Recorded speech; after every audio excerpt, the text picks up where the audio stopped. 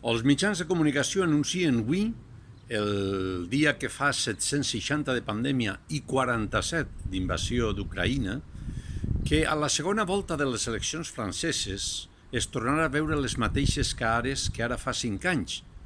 Però, clar, els rotatius gals fan un advertiment, tot dient que ara fa bastant més por que no aleshores. Un sondatge sobre la segona tanda de les eleccions franceses situa la batalla per l'Elisi en un frec a frec, ja que l'actual president Emmanuel Macron guanyaria les eleccions amb el 52% dels vots, mentre que Le Pen aconseguiria el 48%. Ara fa 5 anys Macron es va imposar a Le Pen amb el 66,1% dels vots. Però el que realment preocupa és veure com la fera ferotge reviscola a un dels estats més democràtics de la vella Europa, mentre ací un partit semblant al de Le Pen arriba al govern de Castella i Lleó sense cap cordó de contenció.